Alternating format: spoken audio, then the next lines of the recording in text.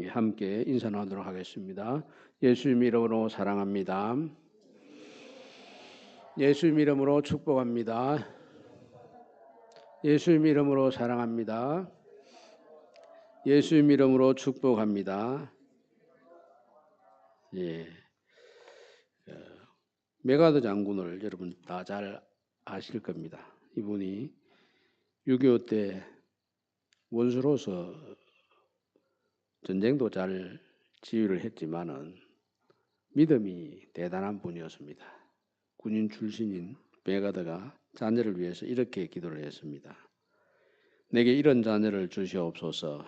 약할 때 자기를 돌아볼 줄 아는 여유와 두려울 때 자신을 잃지 않는 대담성을 가지고 정직한 패배에 부끄러워하지 않고 의연하며 승리에 겸손하고 온유한 자녀를 내게 주시옵소서.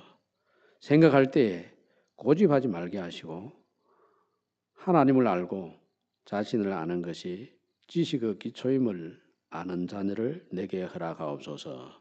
문화없노니 그는 평탄하고 안이한 길로 인도하지 마시고 고난과 도전에 직면하여 분투한거할 줄 알도록 인도하여 주시옵소서.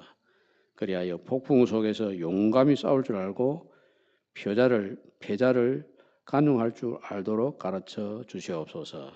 그 마음이 깨끗하고 그 목표가 높은 남을 정복하려고 하기 전에 먼저 자신을 다스릴 줄 아는 자녀가 되게 하시고 장래를 바라봄과 동시에 지난 날을 잊지 않는 자녀를 내게 주시옵소서. 이런 것들을 허락하신 다음 이에 더하여 내 아들에게 유머를 알게 하시고 생을 엄숙하게 살아감과 동시에 생을 즐길 줄 알게 하옵소서. 자기 자신에 지나치게 집착하지 말게 하시고 겸손한 마음을 갖게 하사 참된 위대성은 소박함에 있음을 알게 하시고 참된 지혜는 열린 마음에 있으며 참된 힘은 온유함에 있음을 명심하게 하옵소서. 그리하여 나 아버지는 어느 날 내 인생을 헛되이 살지 않았노라고 고백할 수 있도록 도와주시옵소서. 이게 메가더 장군이 자녀를 위해서 기도한 내용입니다. 근데 이 기도를 들을 때에 메가더 장군이 자기 아들을 위해서 기도했다. 이렇게 처음에는 시작되었지만 지금 우리가 이 기도를 읽을 때에는 우리도 나도 우리 자녀를 위해서 이렇게 기도해야 되겠구나 이런 생각을 갖습니다.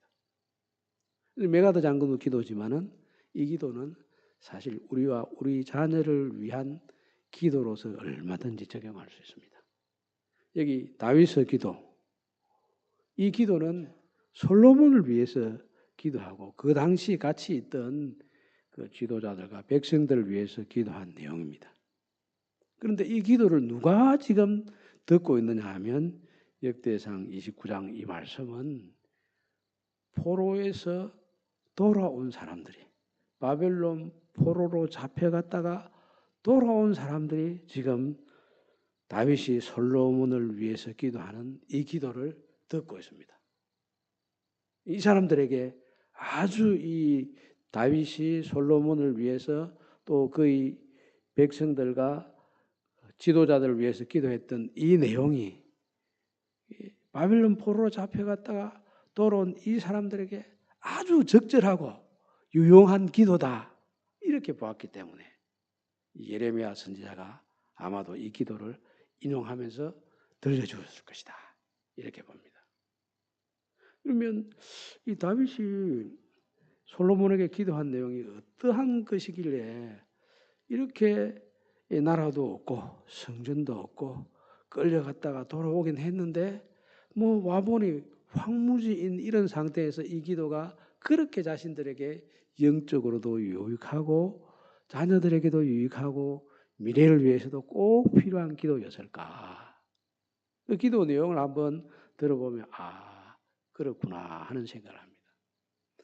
먼저 자신들은 이 포로로 끌려갔기 때문에 또 나라가 없어지고 그래서 끌려간 사람들이기 때문에 이분들에게는 인격 자체가 없었습니다.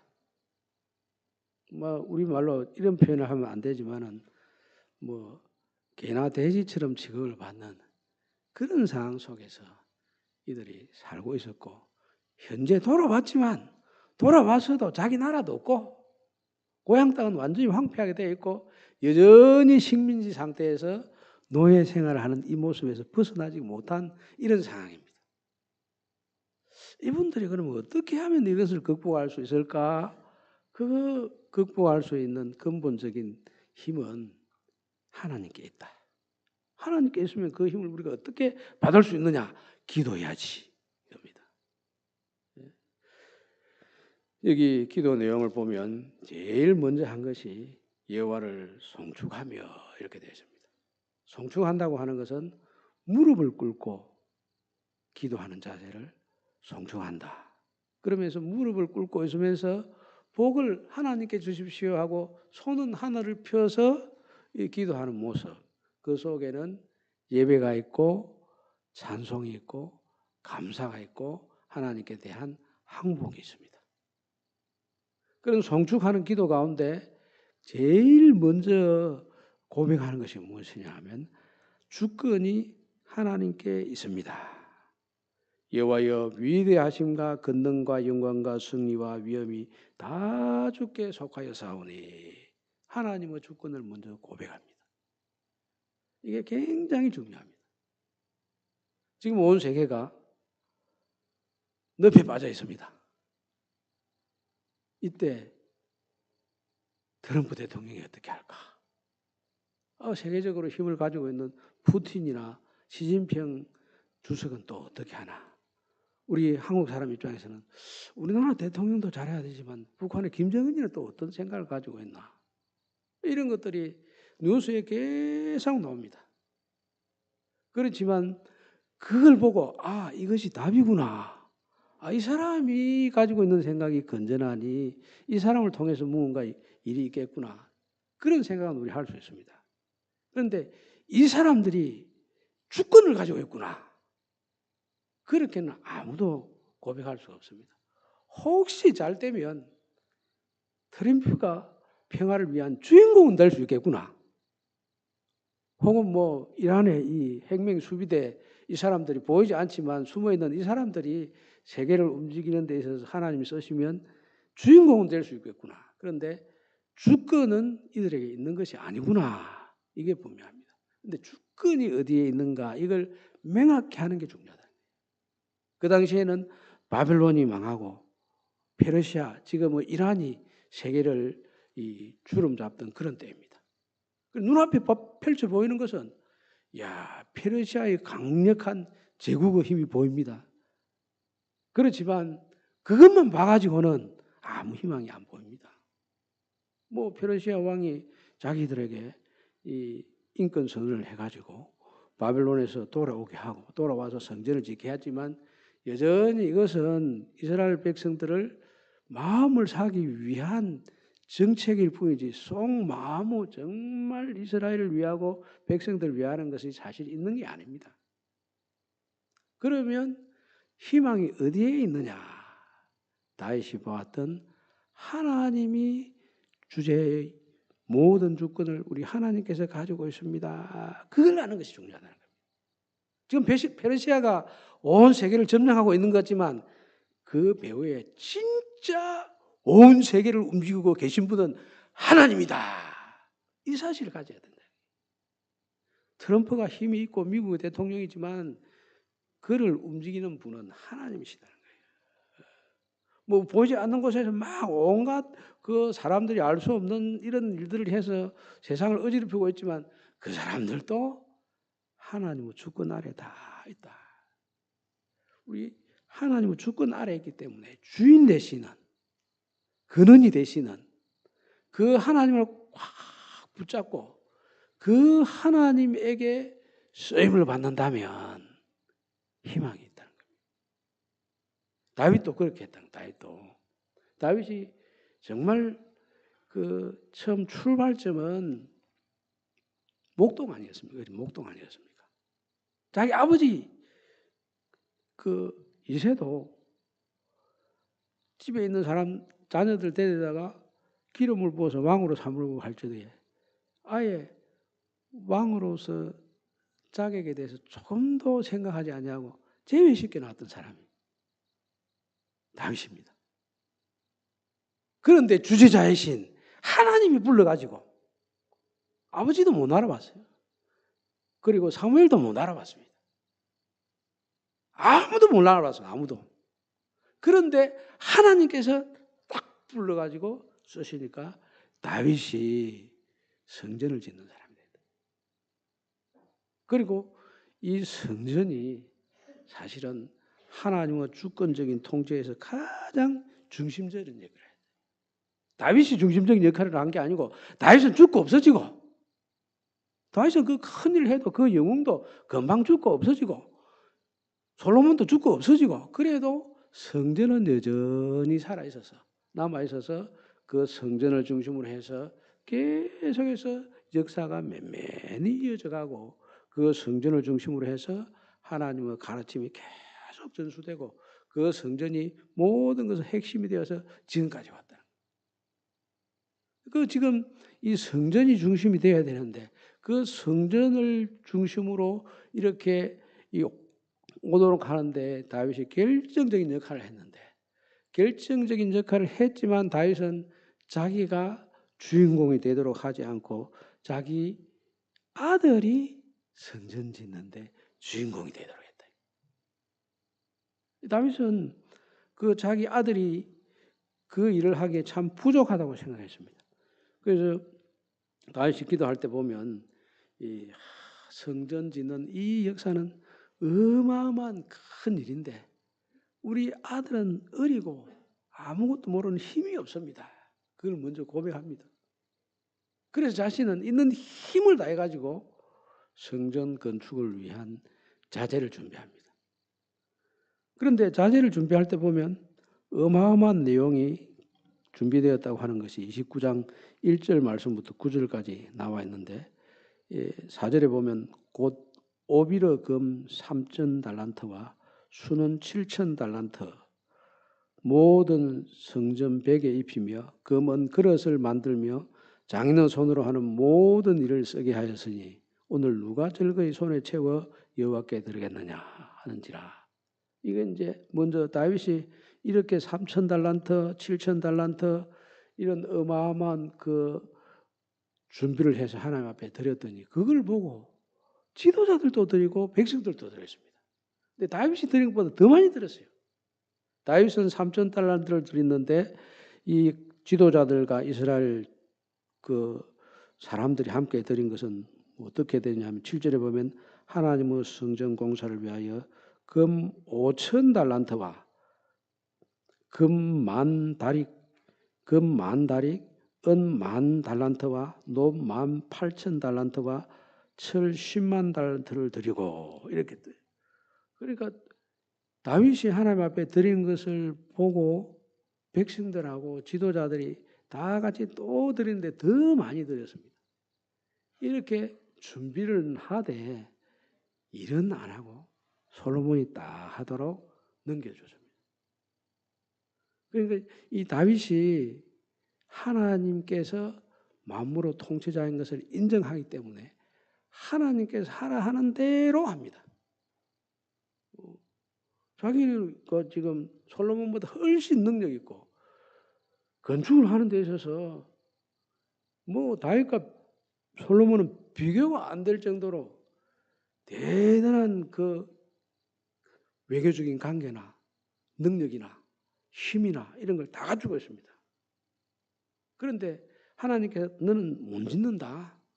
손에 피를 못 썼으니까 피 묻은 손으로 성전 못 짓는다. 너는 피 묻힌 손으로 성전 짓는 일은 아들에게 넘겨라. 그럼 손에 피는 묻었지만은 아들에게 그 일을 넘겨주는 일을 할 수 있습니다. 그런데 손에 피 묻은 손으로 그 일을 하는 것은 못하게 했습니다. 우리만 이 세상에 사는 게 아니고 지금 보이지 않는 다음 세대도 우리 뒤를 이어서 틀림없이 살아가게 됩니다. 근데 우리가 다 해야 됐다. 베가더도 고집 피우지 말라고 하지 않습니까? 자기 주장이 너무 세가지고 딱 견고하게 고집 속에 파묻혀 있는 우물안 깨구리 되지 않도록 기도했지 않습니까? 열린 마음을 가지고 세상을 보도록 기도했지 않습니까? 그 열린 마음은 세상에 대해서도 열린 마음이지 다음 세대에 대해서도 우리 다음 세대들이 얼마든지 일을 할 수 있도록 길을 만들어 놔야 되겠다.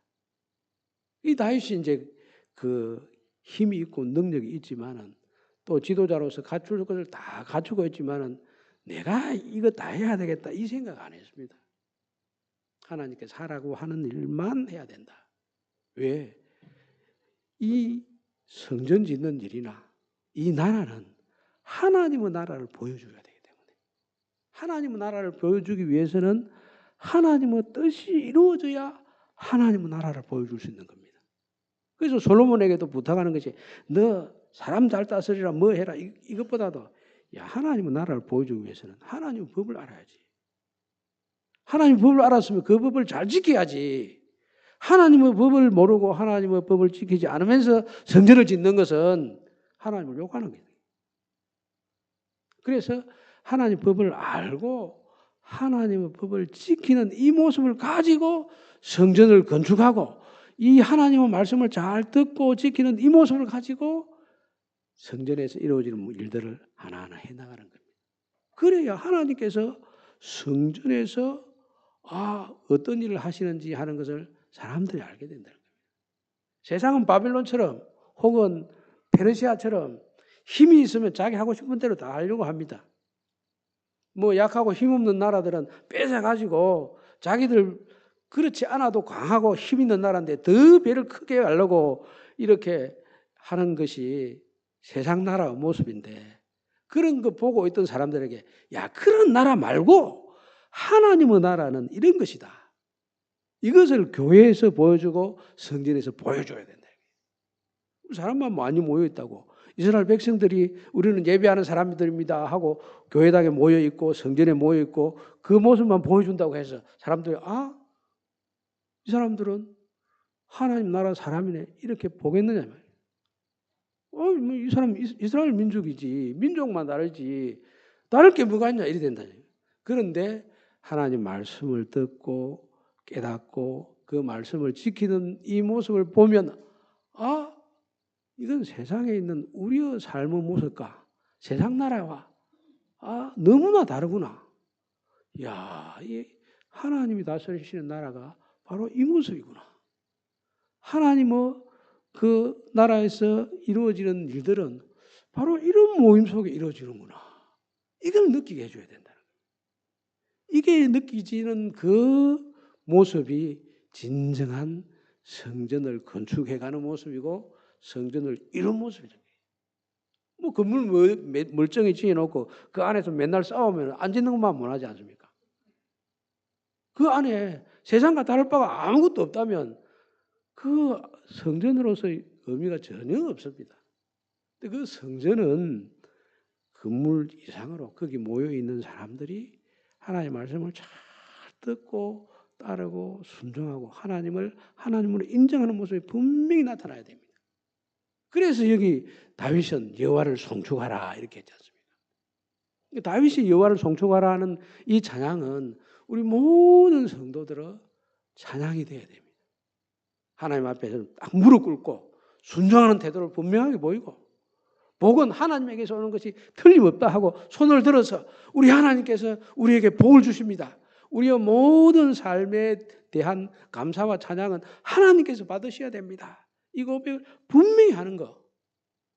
여기에 희망이 있다는 거. 여기에 미래가 있다는 겁니다. 이걸 놓치게 되면 뭐 사람이 똑똑하다고 그 똑똑한 사람이 미래의 희망이 될 수 있습니까? 희망이 될 수도 있고 안 될 수도 있습니다. 사기꾼들이 머리가 얼마나 좋습니까? 말을 얼마나 잘합니까? 대단한 능력을 가지고 있습니다. 대단한 지능을 가지고 있습니다. 대단한 인간관계를 가지고 있습니다. 그런데 그 속에 하나님이 없지 않습니까? 사람을 속이잖아요. 그런데 미련해 보이더라도 하나님 아는 것이 분명히 있으면 그 하나님을 아는 거기에서 하나님에게서 오는 힘이 우리를 하여금 살게 합니다. 하나님이 우리의 배경이 되셔서 우리를 이끌어 주시고 지도해 주는 그 은총이 우리로 하여금 세상이 알지 못한 크고 놀라운 복을 가지고 누리도록 인도해 주십니다. 그래서 하나님을 알아. 우리 하나님의 주권을 아는 것, 여기에 우리의 희망이 있다. 우리에게는 지금 왕도 없고 나라도 없고 성전도 다 무너지고 고향 땅도 다 파괴되고 아무 권세가 없지만 하나님 누구신지를 분명히 알고 그 하나님 앞에 진정으로 예배하고 찬송하고 기도할 수 있는 그런 모습이 있다면 이 세상의 모든 것을 가지고 있는 그 분들보다도 그 권세보다도 더 미래가 있다는 거예요. 그래서 다윗의 기도를 인정합니다. 만약 그것이 없다면 어떻게 되느냐? 그 조상들의 출발에 대해서 이야기할 때 우리는 우리 조상들과 같이 주님 앞에서 이방 나그네와 거류민들이라 세상에 있는 날이 그림자 같아서 희망이 없나이다. 아브라함도 이삭도 야곱도 나그네다. 이방인이었다. 그런데 하나님께서 그들을 부르시고 그들이 하나님을 알게 됨으로써 아무것도 아닌 존재에서 모든 것을 다 가진 존재로 변화됐다. 지금 이스라엘 백성들이 바벨론 끌려갔을 때 이방인 아닙니까? 지금 다니고 있지만 나그네 아닙니까? 이방인이요 나그네 당하고 있는 이 사람들에게 희망이라고 하는 것은 어디에서 찾을 수 있습니까? 하나님이 자신들을 불러주시고 하나님이 그들을 주권적으로 사랑해 주신 그 은총이 우리에게 있다는 이것이 바로 이스라엘의 희망이 되고 또 돌아온 이 포로에서 해방된 이 사람들에게 희망이 되는 것입니다. 그리고 이분들이 가져야 될 태도는 뭐냐 하면 여기 하나님 앞에 드리고 바친 모든 것에 대해서 하나님의 것을 하나님 앞에 바쳤습니다. 이 고백이 하나님의 주권을 아는 사람들에게 나온다는 겁니다. 예나 지금이나 이 물질이 우상이 되는 것은 별로 변함이 없습니다. 이름은 좀 다르지만은 지금 우리가 살고 있는 자본주의 사회나 혹은 공산주의 사회나 사회주의 사회나 할 것 없이 다 돈이 말하면 돈이 쉽게 말하면 돈 없는 나라는 가난하고 힘도 없고 뭐 무질서하고 혼돈 속에 있고 뭐 돈이 있으면 사람도 힘을 쓰고 뭐 이런 게 대체적으로 가지고 있는 이 세상의 방식입니다. 그런데 하나님과 재물을 겸하여 섬기지 못한다. 하나님을 섬기는 사람들은 이 재물이 내 것이 아니고 하나님의 것입니다. 고백을 하고 우리는 하나님의 청지기입니다. 이렇게 고백을 한다. 다윗이 그렇게 고백했다. 하나님 앞에 이 성전을 지을 수 있는 많은 이 재물을 하나님 앞에 드리면서 내 걸 하나님 앞에 드립니다. 이렇게 하는 게 아니고 하나님의 것을 하나님 앞에 드립니다. 하나님의 것을 하나님께 드리는 이 사람들이 주인공이 되는 거예요. 복을 받는 사람들이에요. 내 것을 하나님께 드리는 사람들은 어지러운 사람들입니다.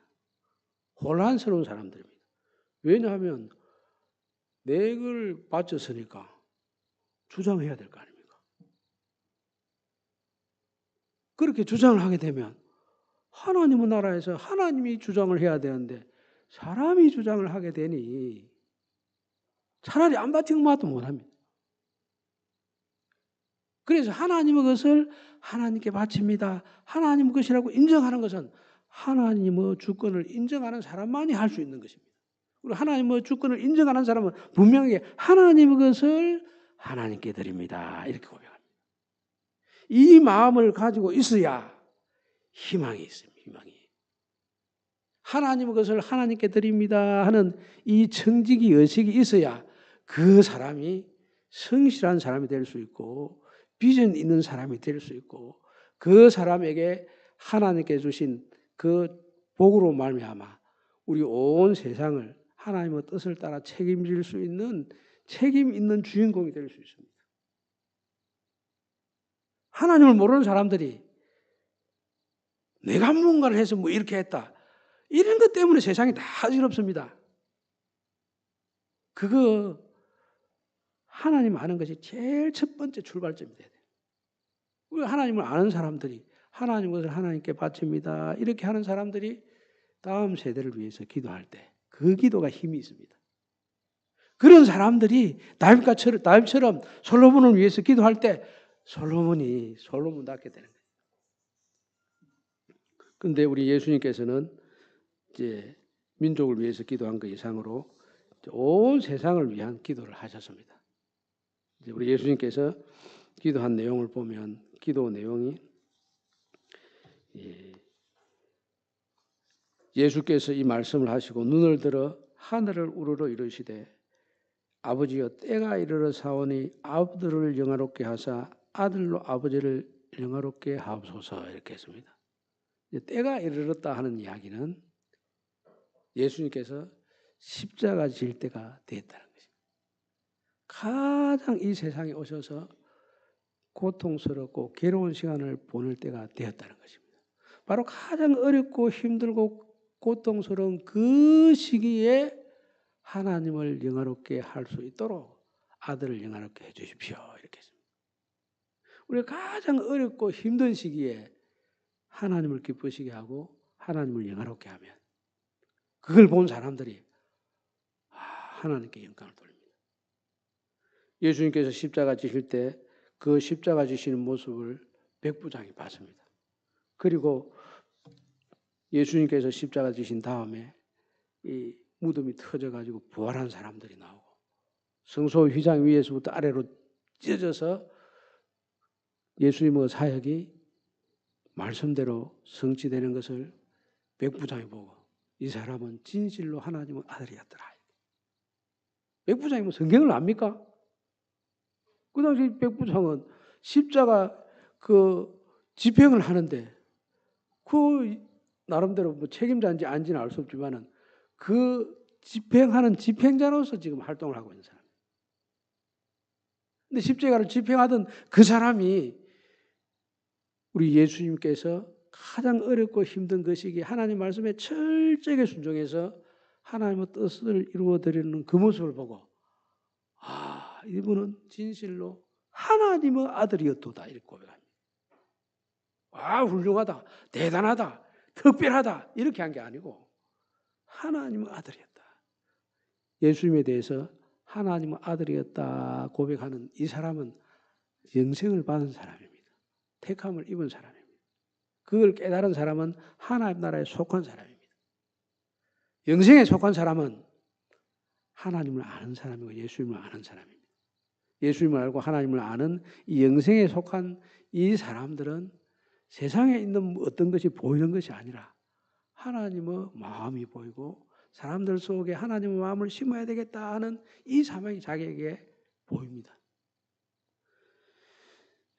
우리 예수님께서 십자가 달리기 전에 마지막으로 자신을 위해서 제자들을 위해서 우리를 위해서 기도했던 그 기도가 우리 속에 이루어진다면 그 기도가 이루어지는 것을 통해서 틀림없이 많은 사람들이 너희의 착한 행실을 보고 하나님 아버지께 영광을 돌리며 하나님 나라가 이 땅에 도래하게 되고 우리 다음 세대도 그 하나님의 나라를 보고 하나님의 사람으로 성장해가는 그런 은혜가 임하게 될 것입니다. 그 역사가 우리 모두에게 임하게 되기를 우리 주님의 이름으로 축복합니다. 아멘.